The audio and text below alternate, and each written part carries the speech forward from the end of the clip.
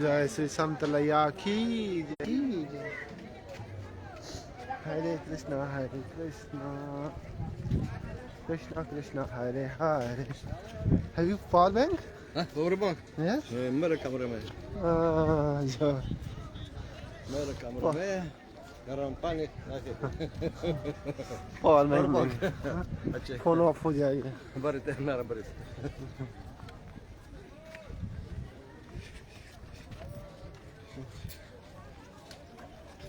हरे राम हरे कृष्णा हरे कृष्णा.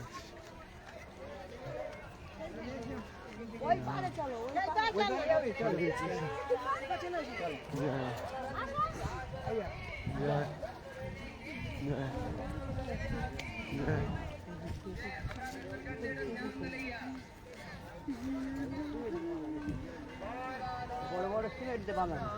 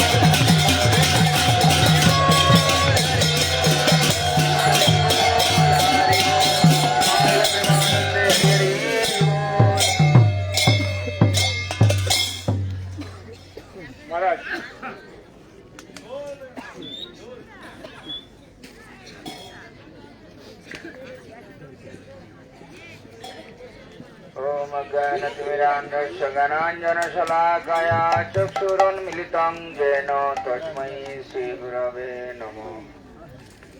गुरवे गौरचन्द्राय राधिकायै तदालये कृष्णाय कृष्णभक्ताय तद्भक्ताय नमो नमः।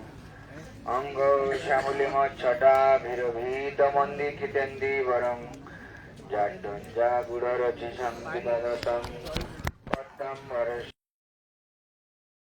वरण्यनिवासि महाविरामोदरं राधास्कन्दनिवेशितज्वल भुजं धैं दामोदरं श्रीकृष्ण चैतन्य प्रभु नित्यानंद श्री अद्वैत गदाधर शिवासादि श्री गौर भक्तवृंद। हरे कृष्ण कृष्ण कृष्ण हरे हरे, हरे राम राम राम हरे हरे। सर्वाग्रे अस्मदीय गुरुपाद पद्म परमार्थम नित्युल्ला प्रविष्टम विष्णुपाद अष्टोत्तर शतोष्ट श्रीमद् भक्ति वेदांत वामन गोस्वामी महाराज चरण कमले अनंत कोटि साष्टांग दंडवत प्रणति ज्ञापन करी तदनंतर पूज्यपाद भक्ति वेदांत नारायण गोस्वामी महाराज चरण कमले अनंत कोटि साष्टांग दंडवत प्रणति ज्ञापन करी अनंतर उपस्थित सन्यासी वृंद पूजनीय वैष्णव वृंद শুধু সজ্জন মন্ডলী মাতৃমন্ডলী সবাইকে যথাযোগ্য ধন্যবাদ প্রণতি জ্ঞাপন করি।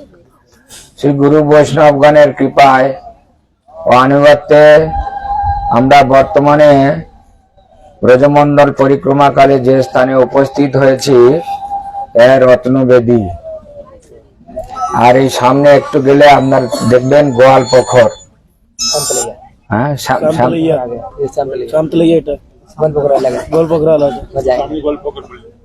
ওই তো একটু আগে গেলে হয় না? ওইটাই তো গোয়াল পুকুর। একটু আগে গেলে आप सामने की बोल रहे हैं उसकी बोल रहे हैं? কোনটা? नहीं उसकी बोल रहे हैं। उसकी बोल रहे हैं। তো এই যে স্থানে আমরা এসেছি এখানে কৃষ্ণলীলা কালে সখাগণ গোপীগণের সঙ্গে খেলাধুলা করতেন এই স্থানে।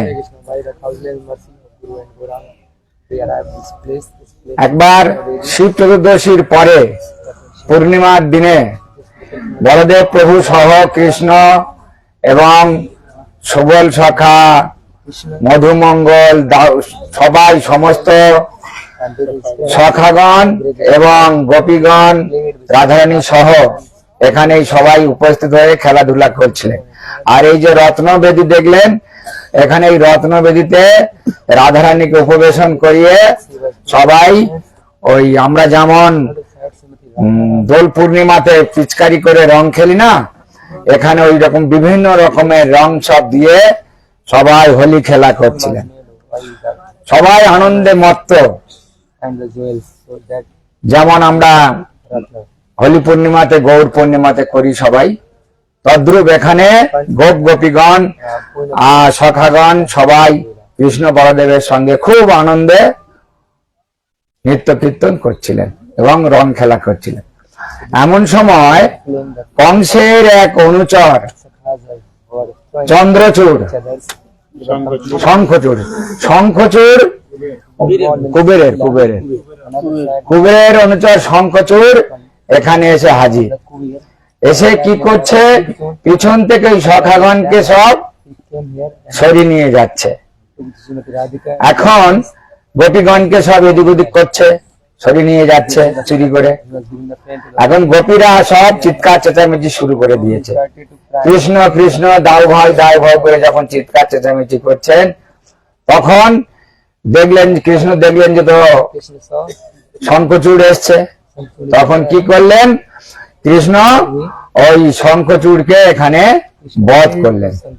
কৃষ্ণকে বধ করে এই সব সখাদের এখানে আবার খেলাধুলা করলেন। আর একটু আগে আছে গোয়াল পুকুর।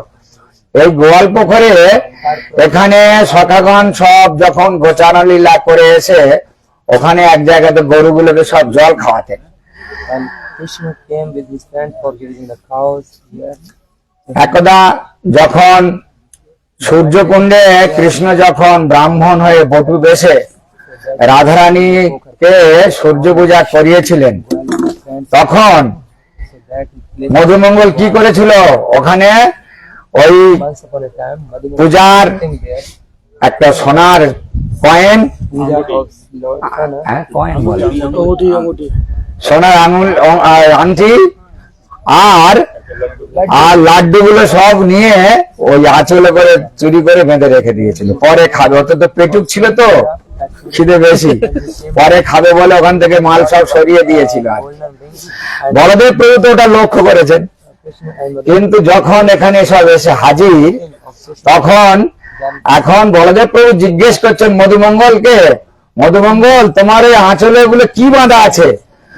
এই, কিছু নাই, কিছু নাই, ওখানে কিছু নাই, কিছু নাই, এদিকে তাকাও না তোমরা, ওখানে কিছু নাই। তখন মধুমঙ্গল কি করেছে, সকালে সব ইশারা করে দিয়েছে। ওরা করেছে কি, তখন মধুমঙ্গলকে ধরে Krishna. আর এই আঁচল খুলে মেরে টেরে, হ্যাঁ, আর সব ঘুষি টুসি মেরে আর ওর থেকে লাড্ডু টাড্ডু সব ওই সোনার আংটিটাও সব বের করে নিয়েছে। নিয়ে সবাই তো খাওয়া শুরু করে দিয়েছে।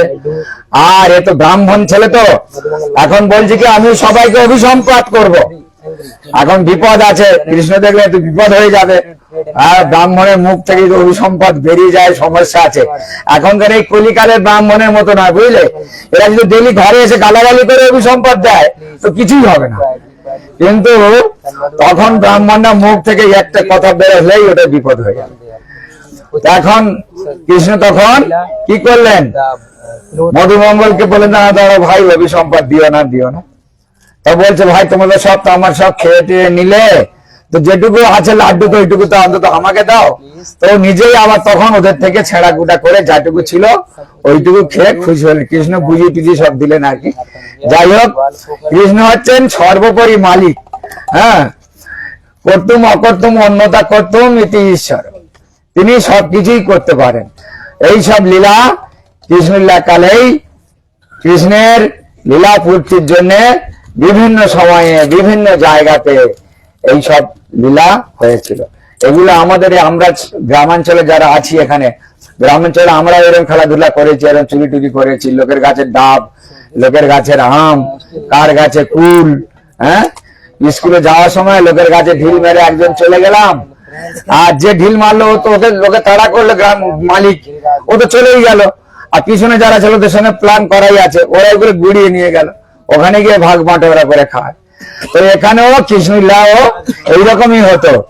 ওইটা হচ্ছে পরমার্থ জগতের লীলা, অপ্রাকৃত লীলা, আর আমরা এখানে যেগুলো করছি সব প্রাকৃত লীলা। তো এই হচ্ছে সেই স্থান, আমরা এখানে এসেছি, দর্শন করুন। এখন মহারাজ বলবেন হিন্দিতে, বাঞ্ছা কল্পতরুভ্যশ্চ কৃপা সিন্ধুভ্যেব চ পতিতানাং পাবনেভ্যো বৈষ্ণবেভ্যো নমঃ। महाराज बोल रहे, अभी तो महाराज ना, महाराज बोल रहे। उसका कपड़ा रंग कर दिया आज। क्या हे, तुम्हारे गुरु जी काला करा, हे, काला रंग का कपड़ा महाराज। काले रंग का। अय्यप्पा स्वामी बनाएंगे पीला कर ले, पीला। काला ठीक है, अय्यप्पा स्वामी। गुरुवे गौर चंद्राय राधिकाय तदालय कृष्णाय कृष्ण भक्ताय तद्भक्ताय नमो नमः। वाञ्छा कल्पतरुभ्यश्च कृपा सिन्धुभ्यैव च पतितानां पावनेभ्यो वैष्णवेभ्यो नमो नमः। हरे कृष्णा। सर्वप्रथम अपने गुरुदेव ओम विष्णुपाद अष्टोत्तर भक्ति वेदांत श्रील माधव गोस्वामी महाराज जी के चरणों में दंडवत प्रणाम करता हूँ। तत्पश्चात हमारे शिक्षा गुरु पूज्यपाद श्री परमेश्वरी प्रभु जी के चरणों में दंडवत प्रणाम। यहाँ उपस्थित हमारे पूज्यपाद गोविंद महाराज, नरसिंह महाराज, भारती महाराज और गोविंद महाराज के चरणों में दंडवत प्रणाम। यहाँ उपस्थित समस्त वैष्णव एवं वैष्णवी के चरणों में यथावत दंडवत प्रणाम। गुरु वैष्णव के अनुगत्य में परिक्रमा करते करते हम लोग जिस स्थान पर उपस्थित हुए हैं, इस स्थान का नाम है रत्न सिंहासन, रत्न वेदी। और यहाँ पास में हम लोग देख रहे हैं, यह है श्याम तलैया। हिंदी में बोल रहा हूँ। और पीछे हम लोगों ने अभी जैसे श्रवण किया, हम नारद कुंड पे नारदी गोपी का दर्शन करके आए। तो देखो, जिस स्थान पर नारदी गोपी हुए, नारद कुंड, बहुत पवित्र स्थान। हम लोगों ने वहां पे कितनी अच्छी सुंदर गुरुदेव से महाराज लोगों से कथा श्रवण की। अभी हम लोग पहुंचे हैं रत्न सिंहासन। यहाँ पास में पीछे की साइड थोड़ा सा जाएंगे तो मुखारविंद पड़ता है और वहीं पे मुक्ता कुंड भी है, तो वहां पर जाना भी नहीं होता है। तो उन स्थानों की कथा भी हम लोग यहीं श्रवण करते हैं। महाराज जी ने अभी बताया जैसे ग्वाल पोखरा की कथा। ग्वाल पोखरा की कथा महाराज जी ने बंगला बोला, बंगला सब लोग समझ गए थे ना हिंदी वाले, तो हाथ हिला रहे हैं, ठीक है। तो महाराज जी ने वहां की कथा बताई। एक बार की बात है, मधुमंगल और कृष्ण जाते हैं सूर्य कुंड पे सूर्य पूजा कराने के लिए। और सूर्य पूजा करने के लिए कौन आती हैं? हमारी श्रीमती राधिका रानी और उनकी सखियां। तो कृष्ण ब्राह्मण के वेश में और पूजा संचालन कराने के लिए जाते हैं, मधुमंगल भी उनके साथ में जाते हैं। तो जब पूजा संपूर्ण हो जाती है तो यहाँ पर आई विल स्पीक तो जब सखाओं के साथ यहाँ पर कृष्ण और मधुमंगल आते हैं और सखा यहाँ पर पहले से गोचारण कर रहे होते हैं ग्वाल पोखरा में। तो ग्वाल माने हम लोग समझते हैं ग्वालवाल, और पोखरा माने तालाब या कुंड ले लो उसको भाषा में। तो ऐसे स्थान पर जहाँ पर गैयों को आकर स्थान पर कृष्ण पानी पिलाते हैं और सखा भी वहां पर पानी पीते हैं, तो उसका नाम हुआ ग्वाल पोखरा। तो मधुमंगल और कृष्ण जब आए, और मधुमंगल को वहां पर सूर्य पूजा के समय एक सोने की अंगूठी और कुछ लड्डू मिले। जब लड्डू और वो अंगूठी लेके आए तो कृष्ण को पता है मधुमंगल के पास क्या है। तो मधुमंगल बैठे हैं और कृष्ण के सभी सखा भी बैठे हैं, बलदेव प्रभु बैठे हैं। बलदेव प्रभु ने पूछा, अरे मधुमंगल भैया तुम्हारे बगल में क्या है? तो मधुमंगल कह रहे हैं कुछ नहीं कुछ नहीं। ये मतलब अनदेखा कर दिया उनको और कहा कुछ नहीं कुछ नहीं। तो कृष्ण ने इशारा कर दिया सखाओं को, सखाओ मधुमंगल की पोटली में ना लड्डू है। तो अच्छा ऐसी बात है। तो कुछ सखाओं ने मधुमंगल के हाथ पकड़ लिए, कुछ ने पैर पकड़ लिए और लड्डू की पोटली छीन ली, और जो अंगूठी थी वो भी निकल गई। और उसी समय छीना झपटी में मधुमंगल की धोती भी खुल गई। अब धोती खुल गई तो मधुमंगल को गुस्सा आ गया। मधुमंगल ने जनेऊ अपना हाथ में लिया और बोला, अभी मैं ब्राह्मण पुत्र हूं, अभी तुम सबको श्राप देता हूं और तुम इस तरह से नष्ट हो जाओगे। तो जैसे तैसे कृष्ण ने समझाया। कृष्ण बोले, देखो भैया हम एक दूसरे के सखा ही तो हैं, तो क्या हुआ, हंसी मजाक चलता है। और इतनी देर में देखा जो सखा लोग थे उनका लड्डू जो था मधुमंगल का सब सीने जब्ती करके खा रहे थे। अब मधुमंगल ने कहा यार सारा लड्डू चला गया, थोड़ा जो चूरा बचा हुआ था वो मधुमंगल ने लिया और उसको बड़ा आनंद से खाने लगे। तो ऐसे स्थानों को संजोए हुए, ऐसी लीलाओं को आज भी वो स्थान हमारे सामने प्रस्तुत है, वो ग्वाल पोखरा। अभी हम जिस स्थान पर बैठे हैं ये है रत्न वेदी रत्न सिंहासन। महाराज जी जैसी अभी कथा सुनाई कि एक समय की बात है, शिव चतुर्दशी की बात है, ये होली पूर्णिमा से एक दिन पहले की बात है। तो सभी सखा आपस में रंग खेल रहे हैं और वहां पे श्रीमती राधा रानी एक उच्च सिंहासन पर, रत्न सिंहासन मतलब हीरा जवाहरात का जो सिंहासन बना हुआ है उस पर बैठी हुई हैं सभी सखियों के साथ। क्योंकि हम लोगों ने कथा सुनी ना कि ब्रज की रानी कौन, राधा रानी, तो उनकी सखियों ने उनको राजा बनाया है। लेकिन कृष्ण कहते हैं भैया हम राजा हैं। तो कृष्ण के सखा की जो टीम है, कृष्ण की टीम वो कहती है हमारे कृष्ण राजा हैं, राधा रानी की टीम कहती है राधा रानी राजा हैं। तो इस प्रकार की कथाएं हम लोग बरसाना में जाएंगे तब सुनेंगे। तो राधा रानी बैठी, उसी समय कुबेर का एक अनुचर, कुबेर का एक सखा जो असुर रूप में था, शंखचूड़। शंखचूड़ है कौन? शंखचूड़ वास्तव में श्रीराम भैया है। गर्ग संहिता में और ब्रह्म वैवर्त पुराण में इस प्रकार से वर्णन है। जब एक समय लीला कथाएं चल रही हैं, विस्तृत में नहीं जाएंगे, तब राधा रानी से श्राप दिया था श्रीराम भैया को कि तुम असुर हो जाओ, तब वही शंखचूड़ बन के आए। और शंखचूड़ मतलब श्रीराम भैया ने राधा रानी को श्राप दिया कि तुमको कृष्ण के साथ 100 साल का विरह सहन करना पड़ेगा। तो राधा रानी फिर ब्रज से जब कृष्ण चले गए उसके 100 साल बाद ही कुरुक्षेत्र में भेंट हुई थी। तो वही शंखचूड़ और सखियों को, राधा रानी को अपने बगल में कंधे पे बिठा के लेके जाने लगा। अब सखियां चिल्लाने लगी बचाओ बचाओ बचाओ, और जब बचाने के लिए कुछ नहीं होता तो कहती हैं कृष्ण कृष्ण महाभाव, इस तरह से बुलाती हैं सब सखियां। तब कृष्ण ने जब सुनी आवाज तो कृष्ण ने दौड़कर और उस शंखचूड़ का इसी स्थान पर वध किया, इसलिए ये स्थान रत्न सिंहासन। दूसरा हम लोग देख रहे हैं ये श्याम तलैया, इसकी लीला इस प्रकार से वर्णन कर रहे हैं हमारे परम गुरुदेव, लिख रहे हैं ब्रजमंडल परिक्रमा ग्रंथ में कि कभी कभी कृष्ण अपना, जो कृष्ण का रंग कैसा है, श्याम रंग का है, श्यामले रंग के कृष्ण है, तो अपने शरीर पे श्याम रंग का चंदन लगाते हैं, श्याम रंग की कस्तूरी लगाते हैं और श्याम रंग के अलंकार धारण करते हैं। और वह उनका कपड़ा कैसा है, पीतांबर। अब उन्होंने शायद कपड़ा भी श्याम वर्ण का कर लिया होगा, इसलिए तो नहीं दिखेंगे, अगर पीतांबर तो उसमें अलग छिकेगा ही। तो ऐसे करके लीला करके, और श्याम कुंज में, ये देखो कुंज है ना, ये श्याम रंग की कुंज है, ये देखो है ना श्याम रंग की, ये गौरवर्ण की नहीं है।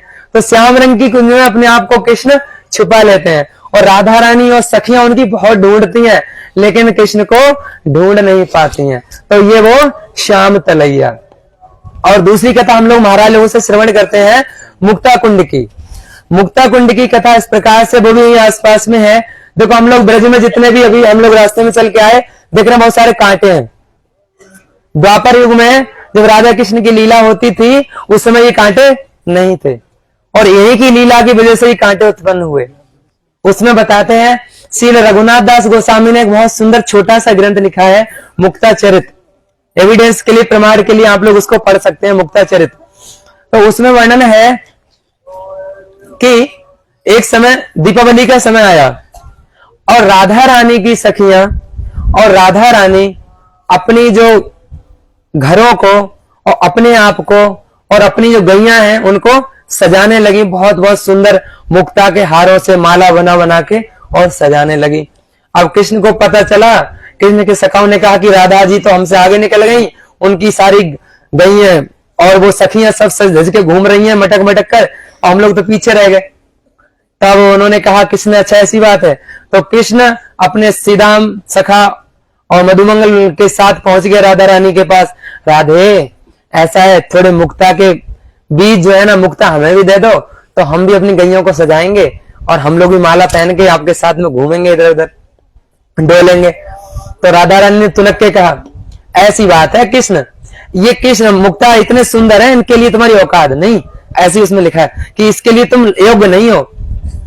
तो ना ऐसी बात है। और ललिता जी बहुत तुनक मिजाजी हैं, इस तरह से तुनक और कह रही है अच्छा ये मुक्ता चाहिए है, ये मुक्ता के लिए तुम्हारी योग्यता नहीं है। और तरह तरह की कथा मतलब खरी खोटी सुना के, और कृष्ण थोड़े बेइज्जत हुए, मतलब लज्जित हुए और वहां से चले गए।